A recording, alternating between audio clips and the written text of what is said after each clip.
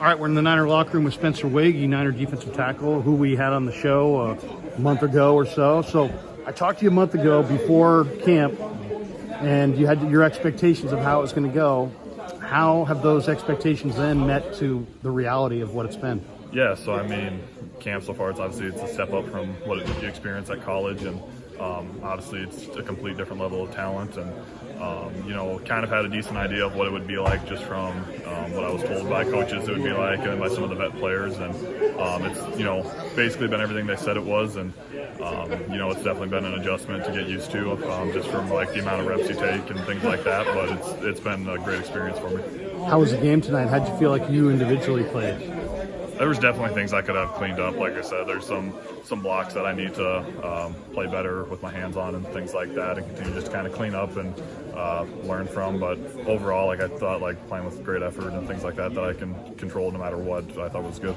Trey, I thought played really well in the second half. You guys are college teammates, and he had a rough first game to some degree. I mean, he's rusty. It's been a while, but I thought the second half he really looked sharp tonight. What'd you think? Yeah, I mean, I thought Trey was playing great, and obviously, like I said, college teammate, he's a good friend of mine, so obviously you always want your friends to do good in any whatever they're doing, so it was nice to see him making some plays, and I know he had dealt with injuries, and just to see him back on the field playing, it's awesome to see. When we talked before, your pops was in the kitchen, and you're on the farm, and so who's picking up the slack? If you're here in Santa Clara, who's in South Dakota helping with the calves and the milking the calves and doing all the farm work? You got a brother or two that's doing that? Yep, so actually I have 3 other brothers, 1 older, 2 younger, and they've been helping out a lot. My younger brother will Snapchat me, and he's doing jobs I've never seen him do before, and I always got to give him a hard time, just like, dude, do you know what you're doing, or are you sure you should be doing this, and give him a hard time in that sense. But so they've definitely been picking up the slack. One of the key things for being a good defensive lineman in the NFL is you can't be on the ground. Mm-hmm. How hard is it at this level to keep your balance when you get so many big-time athletes, you got guys going for your knees? Is it more difficult to keep your balance at this level and play the game on your feet than it was at North Dakota? I would say so, just because the game's that next step faster. Offensive linemen got a little quicker twitch to them than kind of what I was used to seeing in college, and so just kind of making sure that I'm adjusting to that speed and playing kind of to that speed, and not letting my feet die on contact and things like that. I noticed in the one-on-ones, you'll bull rush a guy, and then sometimes you'll come off that block, and sometimes you'll just try to bull rush him right into the quarterback. What kinds of things has Kris said to you about your one-on-one reps so far this camp? Yeah, so obviously, like I said, coming inside, playing inside now compared to end at college, I had to get used to the timing. Inside, everything happens a little bit quicker, and kind of learning when to power and when not to. I got a lot more jump sets, so I had to deal with, trying to go finesse right away, get him off balance, and then try and work my way to a power. And then with the whole power rush, it's just when I, feel the guy that's rocked back, and I feel like I have his momentum going backwards, and he ain't being able to anchor, keep it in there, and just kind of try and walk him back. And then if I feel like if power rush ain't working as well, and he's starting to kind of anchor and sit on it, then to try and snatch off and get to an edge.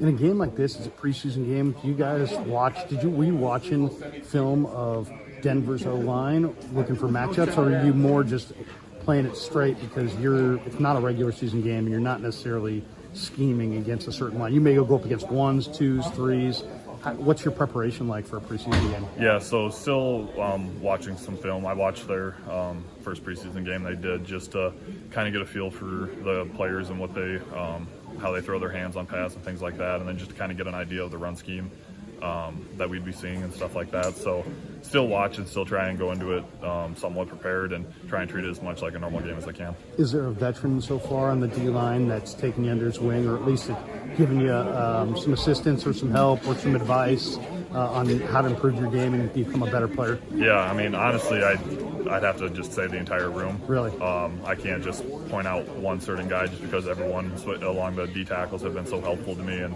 that was something I kind of wondered how that would be, just because, like I said, young guy at UDFA, just didn't know kind of where everyone would be with doing stuff like that, knowing that's a little different from college. So just to kind of have everyone in the room just kind of pointing out things, trying to help me and improve my game has been huge. How about Kris, his coaching style? I love watching your guys' drills. I'll go down there, and I'll be like, man, the music's pretty loud, but I can still hear Kris screaming over the music.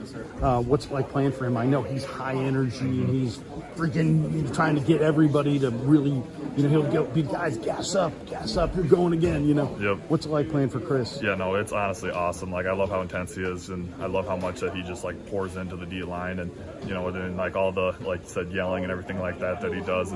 He ain't yelling just to yell. Like, he's doing it because he truly cares for his players, and has just a true passion for D line in general. So just get a chance to play for him and just kind of learn from him is huge. The drills you guys do in this camp, is that what you did at North Dakota State? You guys run the loop and all the different things that you guys do in practice here. Were you doing those same things at North Dakota, or how was practice, their scheme a little different, or their routine, I should say, a little different? Yeah, so it was a little different. We didn't really run much hoops for cornering and stuff like that. And like we had some different pass rush drills that compared to what Coach K has been doing with us, and so it was a little different. There's a little bit of carryover with some things, but a lot of new different things, and all of it that I've really enjoyed. It's always good to keep switching things up and staying uncomfortable with things like that. One last one, Hargrave and Armstead, man, maybe the best tandem going. Give me something that you picked up from both those guys, either one of those guys. I mean, they're so different. They're both really special, and you're probably have noticed some of the traits that they have. What have you noticed from their game that you maybe could emulate a little bit? Yeah, well, Eric, to start off with, Eric's probably one of the smartest defensive players that I've seen when it comes to D-line. Just him, like watching how he watches film and how he can pick up on different things is honestly just kind of insane, and there's a reason why he's played in the league so long. Like deep sets and that kind of thing. He'll notice things that maybe other guys don't notice. Yep, exactly. Yeah. And then just him in general, how good he is with his hands, and always being active with his hands and rushes, and just knowing how to work half mans, and when to switch moves and when not to, and so that's been really cool to see. Just trying to continue, like I said, learn from my game. And then Hargraves, that dude's insane. Like the power that he has, it's something that you can try and emulate, but that's just his God-given talent. Like, right, he's natural power rusher, and he does some things that it's like the average guy can't do. So try and pick up on his power skills and how he does things like that, and they're great. Both of them are great guys to learn from. Hey, congrats on the good game tonight, Spence. Good luck to you, man. Yeah, We're rooting for you, man. Appreciate Have a great rest of your camp.